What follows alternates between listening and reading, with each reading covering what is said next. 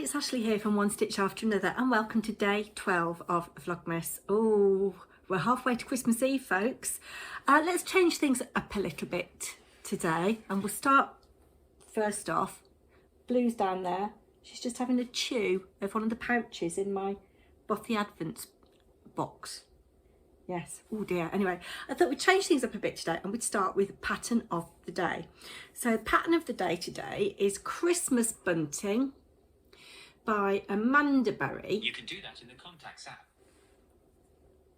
I don't know why she just spoke up, or he just spoke up. And it's really cute. You've got Santa's Y fronts, his hat, his important coat, and his trousers with braces, his socks. Oh my word, she is a naughty girl. She's just having a go at my little German bell that is on my door. Little jumper. And those little pegs are so cute. Anyway, it's by Amanda Berry. It is a paid for pattern again, but it's very reasonably priced, this one, £2.29. So I will link it in the description down below. Let me know, out of all the festive patterns, which is your favourite one so far. If I come back to this, on that shelf, that is so cute. How lovely would that be in a child's bedroom? I don't think I'd want it in my living room. It's a little bit juvenile, but I think doing that for a kid is really cute. Really cute. And I just love his little Y fronts. So that's that. I'll leave a link in the description down below. Then I have not quite caught up, but a little bit caught up with my Imagined Landscapes, Mr. Knightley. Now, I do have a habit of overstuffing, and we have got to a situation where Mr. Knightley is stuffed. He's got his hat on, and I said in a previous Vlogmas that you were decreasing, but you weren't. This was an increase. I really, really like that. And then this white yarn, it's got little specks of blue in it just to add interest, but you can see I've overstuffed the bottom. He's got a mixture of ordinary fibre filling, and then I've put a little tiny plastic Ziploc bag, a tiny one about that big, with some weighted pellets in it, and I've kind of hidden that amongst the fluff towards the bottom, but I have overstuffed it a bit because you can see I've stretched the stitches. I had to do a little bit of remedial weaving in on his bottom. Poor Mr. Knightley. Poor Mr. Knightley and his bottom. Yeah, but it's going to be sitting on that, so no one's going to see. I presume one of the things we're going to do is run a thread around here to kind of, or tie a thread to separate the head a bit more from the body. And I wish I'd blocked this hat so that it was sticking out like that. I'll have to see if I can maybe tempt it, tease it into position. I don't know. I think I'm a couple of clues behind on this now, but I am really pleased. I think that's, you know, it's the bulk of it done. Got 6 more knitting days, I think, until the 24th, or maybe not even that many. And there is some optional embroidery to do. Now, I am hopeless at doing Swiss darning or duplicate stitch, whatever you want to call it, and embroidery on knitted stuff. I can do it on flat fabric, but knitted stuff. So I think I'm going to see what he's like when he's finished, and maybe go over to the Ravelry forums and see what people have done, and see whether I aspire to doing the embroidery or not. But yeah, I just love that bit there. That's really satisfying. Anyway, let's have a little look and see what our yarn of the day is today. I'll read the story first. Yes, I will keep you in suspense. I'll read the story first and then I'll tell you what I'm wearing. I'm wearing a very old cardigan that I'm rather partial to. I don't wear it out anymore. It's one of those scraggy ones, you know, but it took a lot of knitting. Day 12 of Tales from Foxglove Wood. Bertram the beaver always got the job of tidying up the woodland. In previous years he'd been cross that he was always seen to get the job, but Arthur had explained that it was simply because he was so very good at it. This year Arthur had simply nodded towards him when the job came up.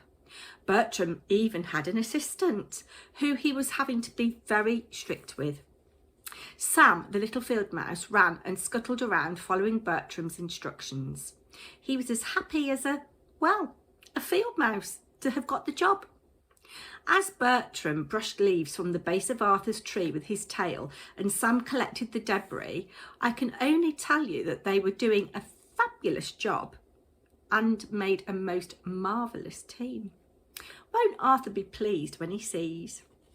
And then the quote of the day today is, "Tonight, if you have aught to teach me, let me profit by it." If you have anything to teach me, let me profit by it. That's a rather deep quote of the day, isn't it? So let me show you what I'm wearing. It's a bit difficult actually. This is, perhaps if I take it off it'll be easier. This is I think it's called the Dahlia Cardigan, or Dahlia after the flower. I can't remember who it's by, but I'll link it in the description box. And I think this was the very first garment I knitted in one piece.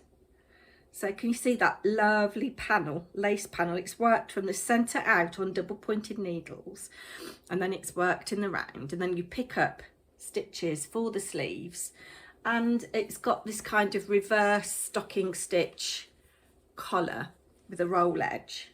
I never blocked this. I never ever blocked this. And you can wear it upside down. You can't wear it inside out. It's not reversible. And yes, there are some bits that I did wrong with it. Now, what was the yarn? I think it was Manos del Uruguay. Does that ring a bell? Serena. I'll have a little search and I'll leave that in the description box as well.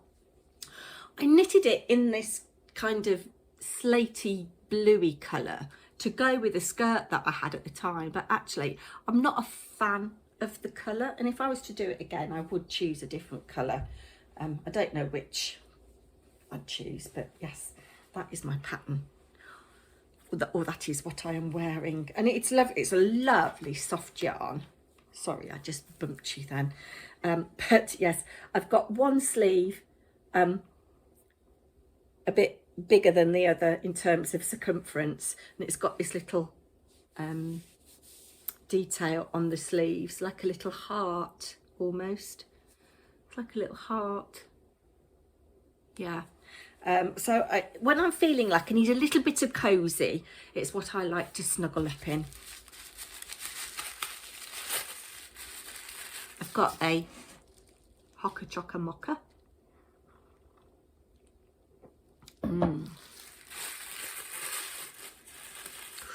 Ooh, now this is interesting. Look at this. That is so lovely. I wonder if I've got anything white that I can put it against. If I put it against that, does it make the colour pop a bit more?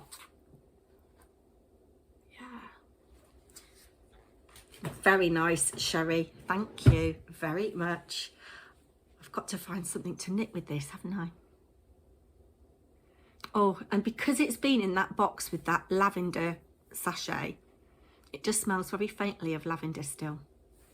So I think that's me done for today. I don't think I've got anything else to talk about. I hope you enjoyed watching me do my little bit of knitting. I will catch up with my Anna and Carlos. You can hear his little pellets in there, but it's fine. At Christmas, he'll be sitting on a shelf. Yes, anyway, I am going to go. Please do give a thumbs up, like, share and subscribe if you're still here. And I'll be back tomorrow with another vlog. Take care, everybody. Bye now.